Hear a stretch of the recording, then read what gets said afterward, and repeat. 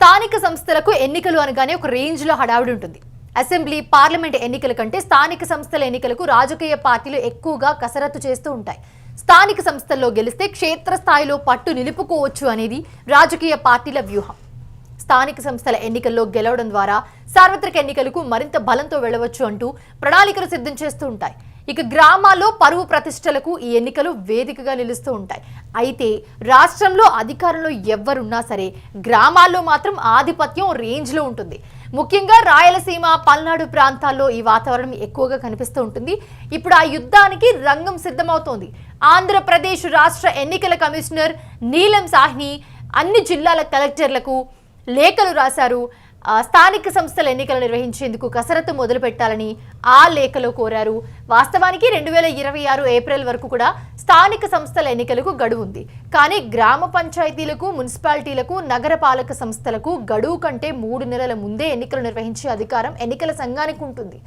Municipal corporation చట్టం 1955 ప్రకారం సాధారణ స్థానిక సంస్థల ఎన్నికల సభ్యుల పదవీ కాలం పూర్తయి 3 నెలల్లోపు ఎన్నికలు నిర్వహించాల్సి ఉంటుంది. అంటే స్థానిక సంస్థల ఎన్నికల సభ్యులు ఎవరైతే ఉంటారో వాళ్ళ పదవి కాలం పూర్తయిపోయిన 3 నెలల లోపు ఎన్నికలు నిర్వహించాల్సి ఉంటుంది. ఇప్పుడు ఆ చట్టం ప్రకారం ఎన్నికల కమిషన్ రంగం సిద్ధం చేయడానికి లేఖలు రాసింది అందరికీ. ఈ లేఖలు పలు కీలక అంశాలను అయితే లేఖలో కమిషనర్ ప్రస్తావించడం జరిగింది.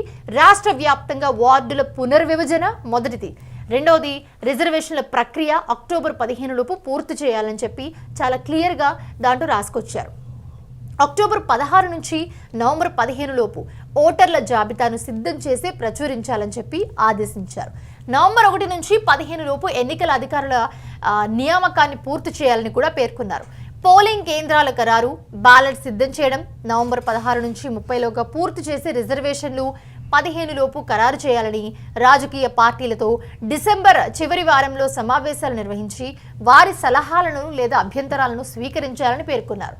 జనవరిలోపు గ్రామ పంచాయతీలకు, మున్సిపాలిటీలకు, నగరపాలక సంస్థలకు ఎన్నికలు నిర్వహించాలని చెప్పి ఎన్నికల కమిషనర్ పేర్కొన్నారు. ఇక జిల్లా పరిషత్ చూద్దాం. జిల్లా పరిషత్, మండల పరిషత్ ఎన్నికలను జూన్, జూలై నెలలో పూర్తి చేసే విధంగా ప్రణాళిక సిద్ధం చేయాలని ఆదేశించారు. దీంతో ఈ ఎన్నికలపై సర్వత్రా కూడా ఆసక్తి నెలకొంది. 2020 తర్వాత నిర్వహించిన స్థానిక సంస్థల ఎన్నికలు అప్పట్లో తీవ్ర వివాదాస్పదమయ్యాయి. అందరికీ తెలుసు, కరోనా సమయంలో ఎన్నికల వాయిదా వేయడం కూడా విమర్శలకు దారితీస్తుంది. అప్పట్లో వైసీపీ అధికారంలో ఉండటంతో టీడీపీ నాయకులు తమను నామినేషన్ వేయనివ్వడం లేదు అంటూ కూడా ఆవేదన వ్యక్తం చేసిన సందర్భాలు ఎన్నో ఉన్నాయి.